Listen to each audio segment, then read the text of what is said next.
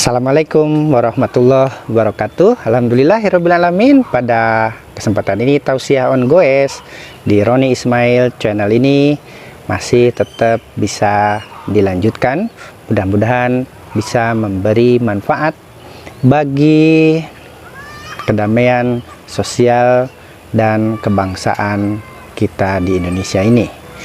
Saudara-saudaraku, pada video sebelumnya saya sudah share video tentang bagaimana mayoritas muslim harus berperilaku terhadap minoritas dhimmi atau muahid melalui dua hadis Rasulullah Shallallahu Alaihi Wasallam.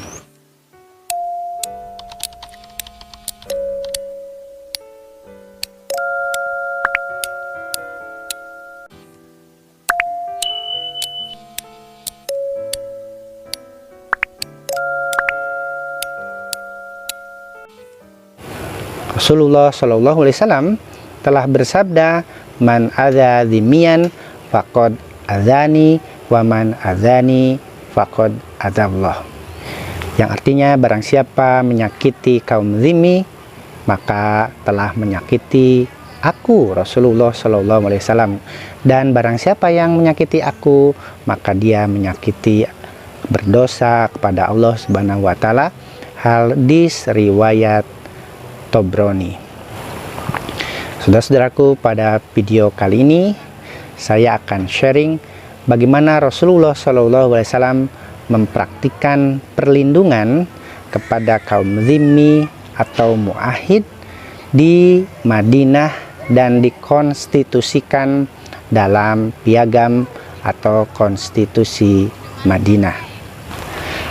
Saudara-saudaraku, sebagaimana diketahui, konstitusi Madinah itu terdiri dari 47 poin.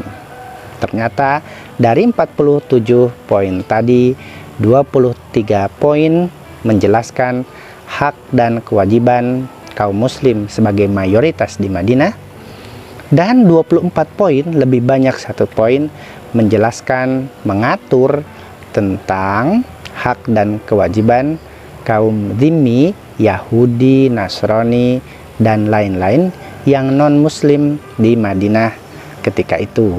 Dari poin ini kita sangat clear bahwa piagam Madinah, Rasulullah SAW telah memberi contoh kepada kita kaum muslim untuk melindungi, untuk berbuat adil, untuk mempersamakan, untuk amanah, untuk melindungi kaum dhimmi atau muahid. Saudara-saudaraku, di pasal atau di poin 16 dijelaskan di situ tentang kaum muslim yang wajib membantu, wajib melindungi kaum Yahudi.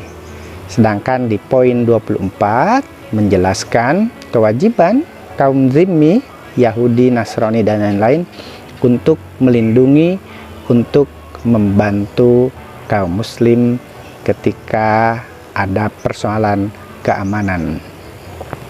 Dan saudara-saudaraku, di poin 25 sampai poin 31 menjelaskan persamaan hak dan kewajiban, egalitarianisme antara kaum dhimmi, Yahudi, Nasrani, dan yang lainnya bersama dengan kaum muslim, persamaan antara mereka di hadapan negara yang disebut dengan Madinah, negara kota Madinah.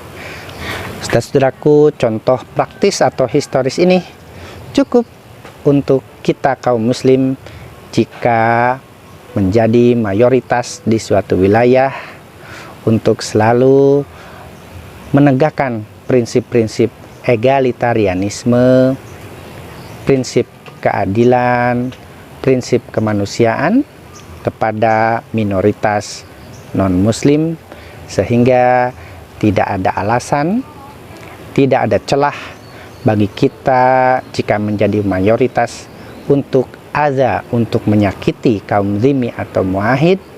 Tidak ada celah bagi kita untuk menzolimi mereka, tidak ada celah bagi kita untuk merendahkan mereka, tapi harus dipersamakan. Tidak ada celah bagi kita untuk membebani mereka di luar batas kemampuan mereka. Dan yang kelima, tidak ada celah bagi kita untuk korup terhadap mereka. Rasulullah SAW sudah mempraktikkannya di konstitusi Madinah, di negara Madinah, dan itu dicatat oleh sejarawan-sejarawan sekelas Bernard Lewis, juga sejarawan-sejarawan barat lainnya.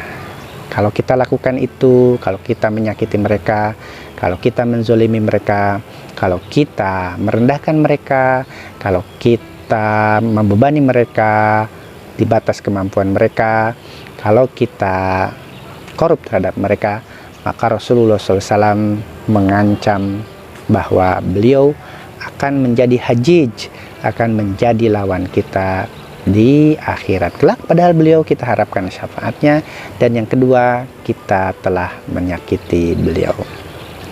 Demikian saudara-saudaraku, pesan damai, pesan bina damai, pesan sosial kebangsaan dari Rasulullah SAW untuk kaum muslim ketika mereka menjadi mayoritas di suatu wilayah sosial atau kebangsaan atau negara. Semoga ada manfaatnya. Wallahu a'lam bishawab. Assalamualaikum warahmatullahi wabarakatuh.